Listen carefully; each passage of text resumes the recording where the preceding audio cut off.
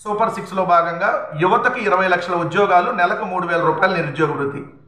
ఈ 10 నెలల కాలంలో ఒక్కరికి నిరుద్యోగ వృత్తి వల్ల ఒక్క కొత్త ఉద్యోగం కూడా ఇవ్వకపోగా ఉన్నటువంటి ఉద్యోగాలని 2 లక్షల ఉద్యోగాలని తొలగించిందని సాక్షాత్తు అసెంబ్లీలోనే నిన్న మార్చి 19, 2023లో అసెంబ్లీలో ద్రవ్య వినిమయ బిల్లు చర్చ సందర్భంగా వాళ్ళు ఇచ్చినటువంటి వివరాల ప్రకారం జగన్మోహన్ రెడ్డి గారు అధికారంలో దిగిపోయే సమయానికి ఆంధ్రప్రదేశ్ రాష్ట్ర ప్రభుత్వం, జగన్మోహన్ రెడ్డి గారి ప్రభుత్వం 11,79,332 మంది ఉద్యోగులకి జీతాలు ఇచ్చింది ప్రతి నెల.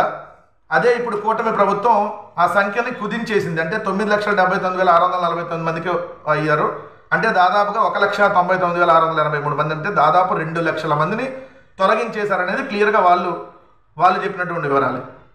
ఈ తొలగించి వాళ్ళు చేసినటువంటిది ఏంటంటే కన్సల్టెంట్ల పేరుతో దోచిపెట్టేటటువంటి కార్యక్రమం. తెలుగుదేశంలో ఉన్నటువంటి ఏదైతే కొంచెం పెద్ద పెద్ద కార్యకర్తలకి, నాయకులకి కన్సల్టెంట్ల పేరుతో ఈ 10 నెలల కాలంలోనే 30,246 మందిని తీసుకున్నారు. ప్రొఫెషనల్ సర్వీసెస్ అనే పేరుతో కన్సల్టెంట్ల రిక్రూట్మెంట్.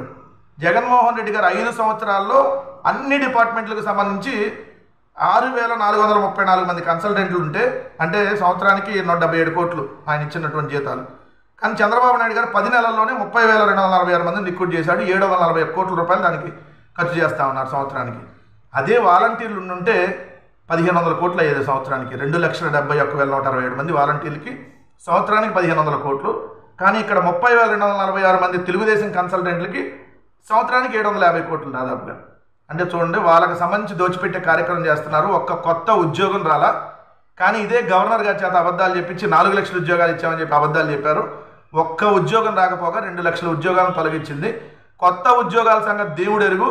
ఉన్నదే పోయేటటువంటి పరిస్థితి ఈ కూటమి ప్రభుత్వంలో ఉందనేది సూపర్ 6లో భాగంగా యువతకి 20 లక్షల ఉద్యోగాలు, నెలకు 3,000 రూపాయల నిరుద్యోగ వృత్తి. ఈ 10 నెలల కాలంలో ఒక్కరికి నిరుద్యోగ వృత్తి వల్ల ఒక్క కొత్త ఉద్యోగం కూడా ఇవ్వకపోగా ఉన్నటువంటి ఉద్యోగాలని 2 లక్షల ఉద్యోగాలని తొలగించిందని సాక్షాత్తు అసెంబ్లీలోనే నిన్న మార్చి 19, 2023లో అసెంబ్లీలో ద్రవ్య వినిమయ బిల్లు చర్చ సందర్భంగా వాళ్ళు ఇచ్చినటువంటి వివరాల ప్రకారం జగన్మోహన్ రెడ్డి గారు అధికారంలో దిగిపోయే సమయానికి ఆంధ్రప్రదేశ్ రాష్ట్ర ప్రభుత్వం, జగన్మోహన్ రెడ్డి గారి ప్రభుత్వం 11,79,332 మంది ఉద్యోగులకి జీతాలు ఇచ్చింది ప్రతి నెల. అదే ఇప్పుడు కూటమి ప్రభుత్వం ఆ సంఖ్యని కుదించేసింది. అంటే 9,79,649 మందికి అయ్యారు. అంటే దాదాపుగా 1,99,683 మంది, అంటే దాదాపు 2 లక్షల మందిని తొలగించేశారనేది క్లియర్గా వాళ్ళు చెప్పినటువంటి వివరాలు. ఈ తొలగించి వాళ్ళు చేసినటువంటిది ఏంటంటే కన్సల్టెంట్ల పేరుతో దోచిపెట్టేటటువంటి కార్యక్రమం. తెలుగుదేశంలో ఉన్నటువంటి ఏదైతే కొంచెం పెద్ద పెద్ద కార్యకర్తలకి, నాయకులకి కన్సల్టెంట్ల పేరుతో ఈ 10 నెలల కాలంలోనే 30,246 మందిని తీసుకున్నారు. ప్రొఫెషనల్ సర్వీసెస్ అనే పేరుతో కన్సల్టెంట్ల రిక్రూట్మెంట్. జగన్మోహన్ రెడ్డి గారు 5 సంవత్సరాల్లో అన్ని డిపార్ట్మెంట్లకు సంబంధించి 6,434 మంది కన్సల్టెంట్లు ఉంటే, అంటే సంవత్సరానికి 177 కోట్లు ఆయన ఇచ్చినటువంటి జీతాలు. కానీ చంద్రబాబు నాయుడు గారు 10 నెలల్లోనే 30,246 మందిని రిక్రూట్ చేశాడు. 741 కోట్ల రూపాయలు దానికి ఖర్చు చేస్తూ ఉన్నారు సంవత్సరానికి. అదే వాలంటీర్లు ఉంటే 1,500 కోట్లు అయ్యేది సంవత్సరానికి. 2,71,167 మంది వాలంటీర్లకి సంవత్సరానికి 1,500 కోట్లు. కానీ ఇక్కడ 30,246 మంది తెలుగుదేశం కన్సల్టెంట్లకి సంవత్సరానికి 750 కోట్లు దాదాపుగా. అంటే చూడండి, వాళ్ళకి సంబంధించి దోచిపెట్టే కార్యక్రమం చేస్తున్నారు. ఒక్క కొత్త ఉద్యోగం రాలా.